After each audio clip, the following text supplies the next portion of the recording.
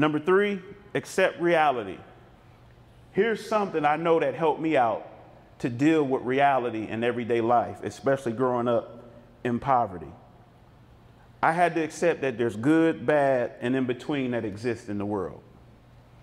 I think a lot of students that I've worked with over the years, and students especially through case management and working with student athletes now, they have a hard time sometimes understanding that good, bad, and in between exists. So if I don't walk around with the mindset or the perception that the world is supposed to be perfect, I can embrace for the impact when bad and in between comes. It's like life is a contact sport. You're going to get some bumps. You're going to get some bruises. But if I know that and that piece is already in my life's playbook, I'm prepared to develop a strategy when life hits you, when life throws you down, when life knocks you down. Because here's the reality. As you know, not everybody goes to the Power 5 conferences or go to the league. And we got to begin to start helping student athletes understand that sports is a stint. I'm done saying your career in sports. I think it's a stint. A stint we know is a period of time. Some people's stints are shorter, some people's stints are longer. But technically, if you really define it, I really like looking up words in the dictionary, a career. The average American works 30 to 35 years before they retire. I haven't seen a football player or a basketball player play 35 years professionally. Just don't happen. Tom Brady is trying to break that record, but finally he realized he needed to retire. What's up, student athlete world? It's your boy Lester Sanders here from Canton, Ohio, home of the Pro Football Hall of Fame. And this is I Am Student Athlete.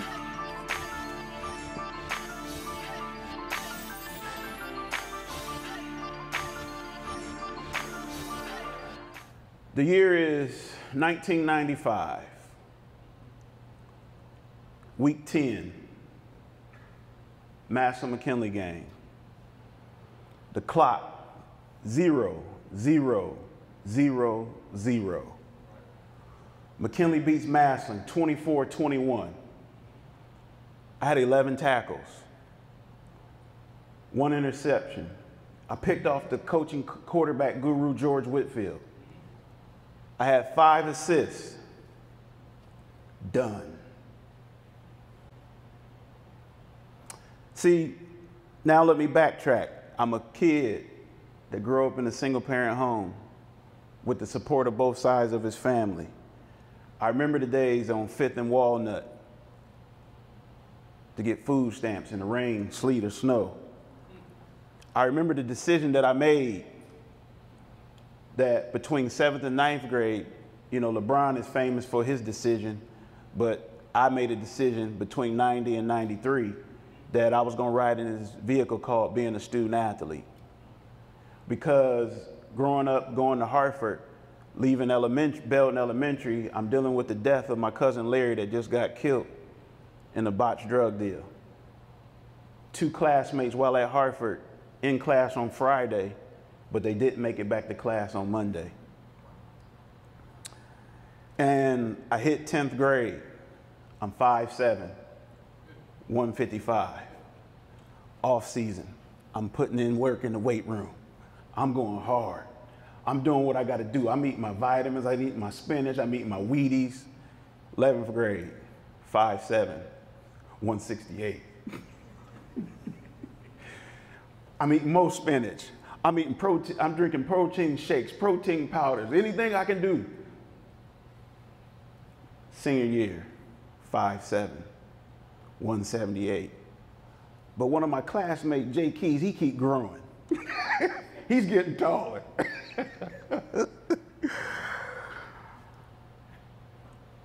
And legendary coach Lou Holtz for the University of Notre Dame never knocked on my door.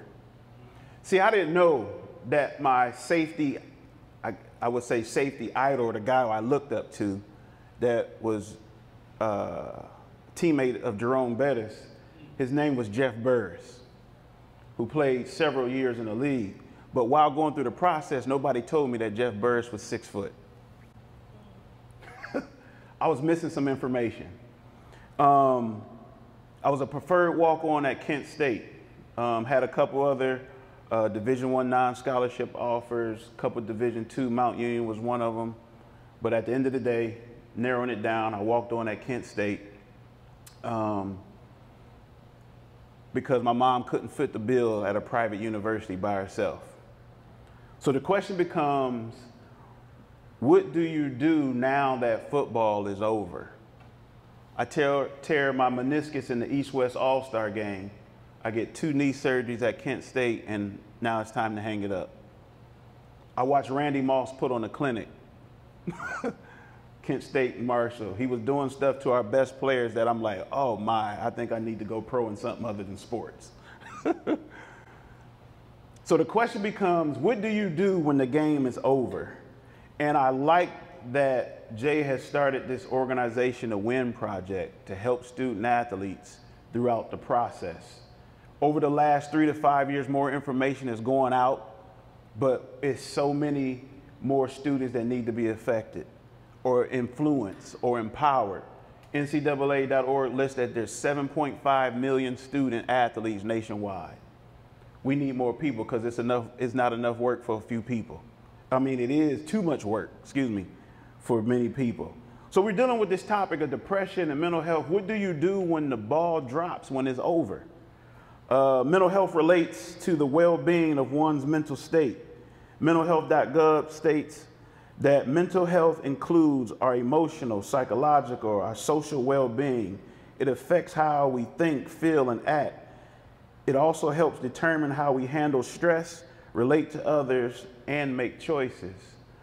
How do you get out of the routine of doing something that you've been doing the last 10, 12 years? I remember first snap of the first season after I'm done, I'm having reactions. I got chill bumps. I remember smelling the popcorn. I remember smelling the grass. I remember putting the uniform on, and it's all done. Now, fast forward to now, I look back, there's some things that I probably should have did on my own to get prepared. But the question becomes, how much support is given to students along the process so that the transition will take place? The NCAA.org also says that only 2% of student athletes, male and female, 2% of 7.5 million actually get any form of dollars to go to the next level. So that's a lot of student athletes that are going through major transitions. And those of us who have had experience in clinical counseling settings, I did almost 10 years of case management, child adolescent behavioral health. Any interruption in normal behavior can cause issues sometimes. So we're talking about depression and anxiety. So I know our clinician will probably hit it a little bit, but there's a difference between depression and clinical depression. It's 2 different things. Depression is periods of depressed or unhappy moods or loss of interest in activities or impairment in daily activities. Clinical depression is ongoing of that same definition. And anxiety is a feeling of worry or nervousness or unease, typically about an imminent event or something with an uncertain outcome. What do I do over the next 3 to 5 years when this sport that I say that I love, that I was trying to buy my mom a house with, if I could earn this scholarship, she don't have to use this money that she's barely making to pay for college. And what happens is you begin to start building an identity around the sport. And if we don't help student athletes develop an identity simultaneously while helping them, empower them for the sport, because the reality is they could go to the next level and the next level, but the reality says there's a small percentage that does. So we just got to do what we got to do as a community to help our students make that transition. Because any interruption in normal behavior can cause disruptions in their lives. So I just simply want to give you 4 tools for mental wellness and well-being for our student athletes, and also give the adults here things 4 tools that you can walk away with in order to empower a student athlete or a student in general. Number 1, I think having a vision. Number 2, we can focus on prevention.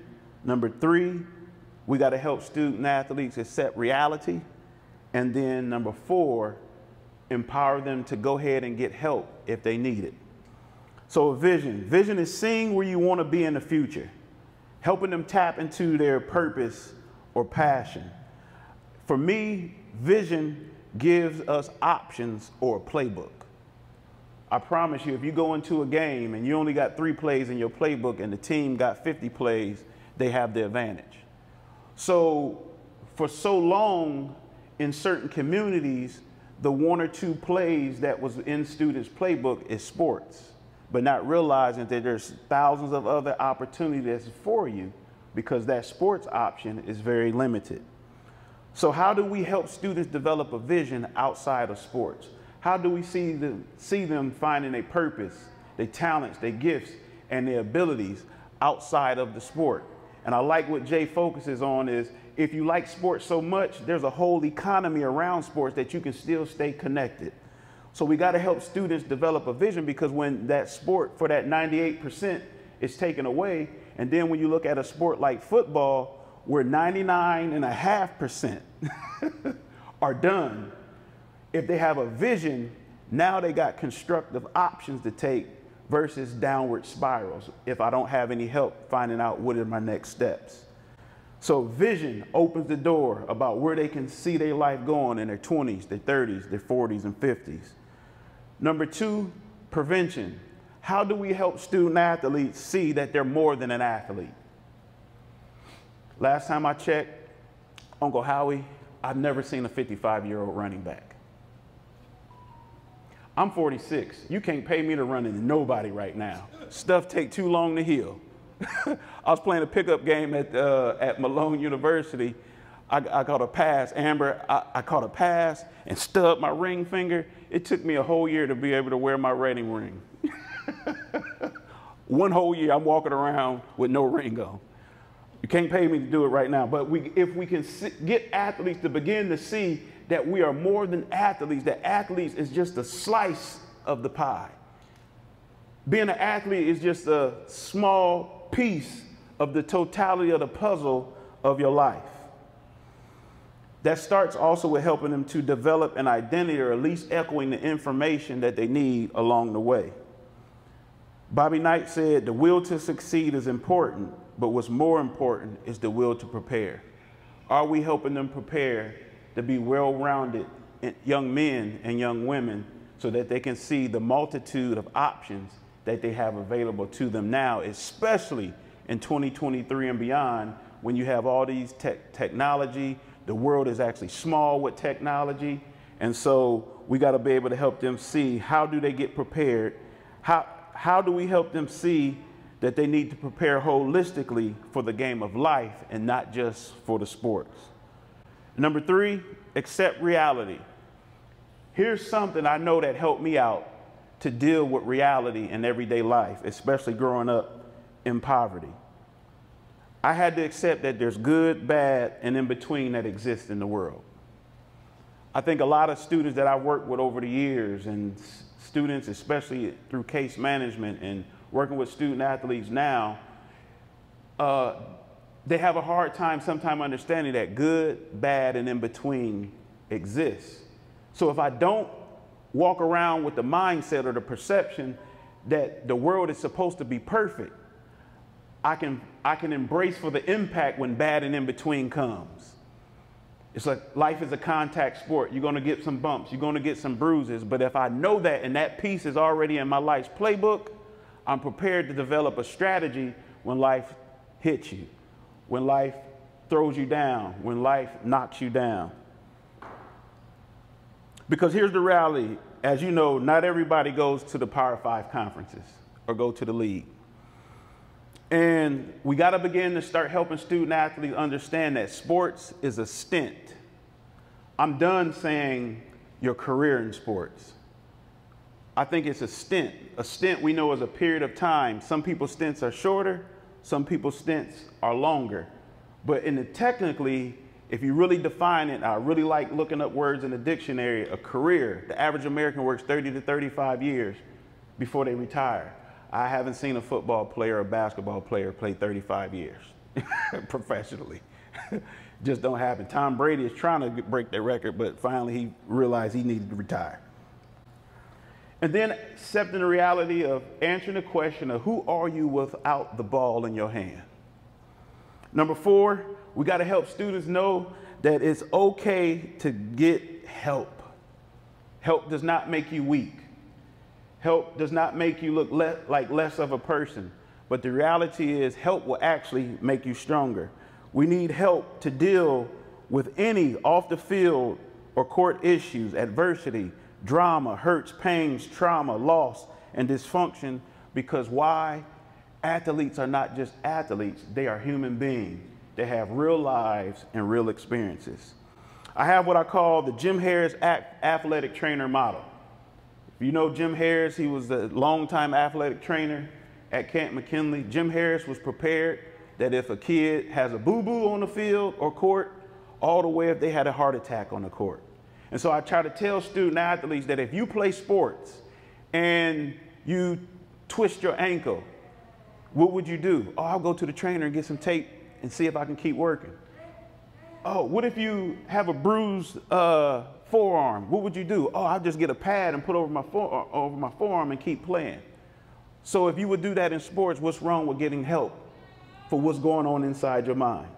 Because we know that our brain runs off chemicals, and sometimes there can be chemical imbalances. But if I will get help with my body, why not go ahead and get help with my brain? If a student has diabetes, they're going to go get insulin if the doctor prescribes. So what's wrong with going to go get some help to make sure that everything is right and I see the world in the right perspective versus in the imbalance? Something to think about. If I'll go get help from an athletic trainer, I can go get some help. And you may not always have to have clinical help. Sometimes it just takes a mentor. Sometimes it may take some counseling, but it don't always have to go to the step of possibly getting medicine. But if that's needed, do what you got to do in order to get help. We got to push for mental well-being, emotional well-being, and also spiritual well-being. At the end of the day, we human beings have a mind, body, and soul. So join me in the process of holistically helping young people become who they ought to be. In closing, I want to share a proverb with you that I use even to this day, mentally, socially, and spiritually. Proverbs 4:7 says, "Wisdom is the principal thing, therefore get wisdom, and in all your getting, get understanding." We must help student athletes learn to understand their mental wellness just as well as they learn about physical wellness, nutrition, practice, training, and game day performance. Join me in this fight to empower our student athletes to become who they ought to be. Thank y'all for letting me speak to y'all tonight.